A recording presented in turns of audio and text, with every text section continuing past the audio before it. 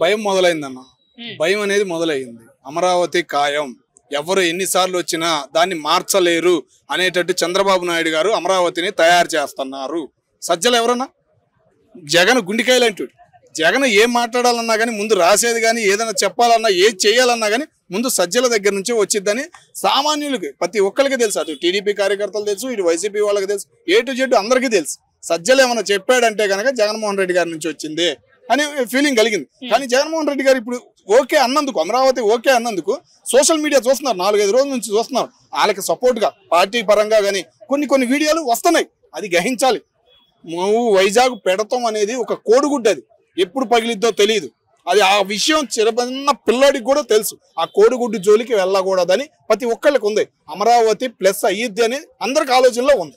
మరి వైసీపీ ఎందుకు 2019కు ముందు అమరావతి రాజధాని అన్నారు, 19 తర్వాత వచ్చిన తర్వాత విశాఖ రాజధాని 3 క్యాపిటల్స్ అన్నారు, 24 ఓడిపోయిన తర్వాత మొన్నేమో సజ్జల రామకృష్ణారెడ్డి గారు మళ్ళీ అమరావతి రాజధాని మేము అధికారంలోకి వస్తే ఇక్కడే ఉంటామని చెప్పారు.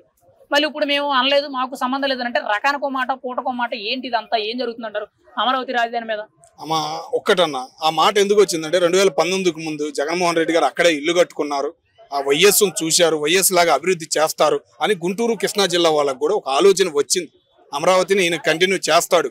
రైతులు నమ్మి చంద్రబాబు భూములు ఇచ్చారంటే ఈయన రైతు ఒక బిడ్డ, రైతుకు సాయం చేసింది ఎవరు? వైఎస్. ఆయన కొడుకు కాబట్టి ఏదైనా మంచి చేస్తారనే ఒక ఆలోచనతో ఈయనకి అధికారం ఇచ్చారు. కానీ ఈయన 3 రాజధానులు అని చెప్పేసి ఒక మాట అనటం పొలిటికల్ గానా, లేదా ఆయన సొంత పరంగానా, లేదా తెలంగాణలో ఉన్న హైదరాబాద్ ఆస్తులు అమ్ముకోవడానికా అనేది అర్థం కావట్లా. చదువుకున్న వాళ్ళకైతే అర్థమైంది.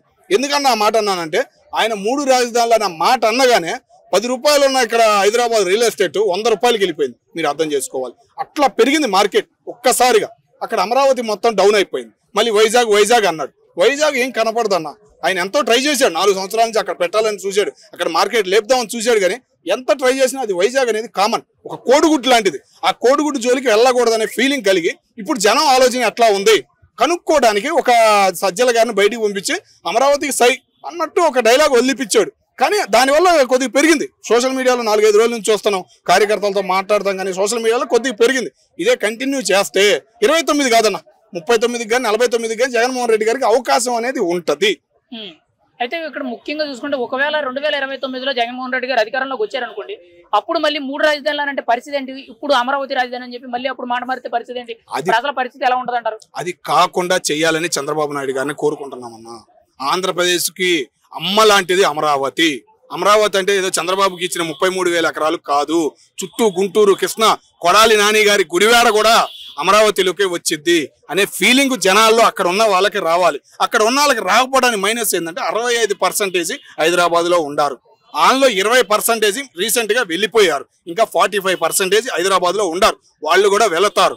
వెళ్లే మూమెంట్ అక్కడ మొదలవుతుంది. జాబ్స్ కానీ అన్ని బిల్డింగ్లు కానీ అన్ని స్టార్ట్ అవుతున్నాయి. ఒక మూమెంట్ అనేది కదిలింది. ఇంకా 3.5 సంవత్సరాలు ఉంది కాబట్టి ఈ 3.5 సంవత్సరాలు ఒక మెట్టు వేసి బయటికి వెళతారు చంద్రబాబు నాయుడు గారు అనే ఫీలింగ్ లో అందరూ ఉండారన్న. కాబట్టి జగన్మోహన్ రెడ్డి గారికి 29 అవకాశం లేదన్న. కానీ కొద్దిగా ప్రతిపక్ష హోదా ఇవ్వడానికైనా ఒక 20-30 సీట్లు వచ్చే అవకాశం ఉంటే బాగుంటుందని అందరూ అనుకుంటున్నారన్న. మరి మొన్న రీసెంట్ గానే 1.5-2 నెలల కిందట కూడా అమరావతి వేసేల రాజధాని, అక్కడ ఉన్న వాళ్ళందరూ ఆ జాతోళ్ళు ఈ జాతోళ్ళు అని చెప్పి సజ్జల రామకృష్ణారెడ్డి గారు మాట్లాడారు. సాక్షి మీడియా డిబేట్ గా కూడా కొంతమంది సీనియర్ జర్నలిస్టులు మాట్లాడారు. మరి అమరావతి మీద ఒకవైపు దుష్ప్రచారం చేసి మళ్ళీ ఇప్పుడు అదే అమరావతి మేము అక్కడే ఉంటామని చెప్పి 2 రకాలు మాట్లాడుతున్నారు కదా, ఎలా చూడొచ్చు అంటారు ఈ కోణాన్ని? కుల రాజకీయం లేపాలని చూశారన్న. కానీ పవన్ కళ్యాణ్ గారు అభిమానులు కానీ ఇంతకు ముందు ఉండేది, కమ్మోడంటే పడేది కాదు వాళ్ళకి. అక్కడున్న సిచ్యువేషన్ మారిపోయింది. నాయుడు, చౌదరి, పవన్ కళ్యాణ్ ఫ్యాన్స్ కానీ, బాలయ్య ఫ్యాన్స్ కానీ, టీడీపీ ఫ్యాన్స్ కానీ ఒక్కటయ్యారు. వాళ్ళని విడదీయడం మన పవన్ కళ్యాణ్ గారు కూడా వైజాగ్ లో చెప్పారు. ఇంకో 15 సంవత్సరాల కూటమిని విడదీసేవాడు పుట్టడు రాడు అని కళాఖండ్గా చెప్పాడు. ప్రతి ఒక్కరికి చాలా పవన్ కళ్యాణ్ గారి మీద అభిమానం బాగా పెరిగింది. అట్లాగే సునీత గారికి ఇచ్చిన గౌరవం చూసి చాలా మంది మా చౌదరీస్ కానీ, మా కమ్మారు కానీ చాలా ఫీల్ అయ్యారు. ఓవరాల్ గా అమరావతి రాజధాని గురించి మీరు ఏం చెప్తారు? కంటిన్యూ అయ్యిద్దన్న అమరావతి రాజధాని. అమరావతి అనేది అమ్మ లాంటిది. జగన్మోహన్ రెడ్డి గారు తెలుసుకోవాలి. వైఎస్ రాజశేఖర రెడ్డి గారు అమరావతికి ఎంత చేశారో తెలుసుకోండి. ఎందుకన్నానంటే డోక్రా మహిళలకు కానీ, డోక్రా వాళ్ళకి కానీ, రైతు మాఫీకి కానీ రుణం మాఫీ చేసిన కింగ్ ఎవరంటే వైఎస్ రాజశేఖర రెడ్డి. ఆయన రుణమాఫీ ఎక్కువగా పొందింది ఎక్కడంటే గుంటూరు, విజయవాడే. నువ్వు ఆ ప్లేసుల్ని నువ్వు అక్కడ ఇల్లు కట్టుకున్నావు, అదే కంటిన్యూ చేస్తే నీకు ఫ్యూచర్లో ముఖ్యమంత్రి అయ్యే అవకాశం ఉంటుంది. నువ్వు ఇంకా మూడు రాజధానులు అన్నావు అంటే 3 ఏళ్ళు అన్నట్టే ఉంటుంది.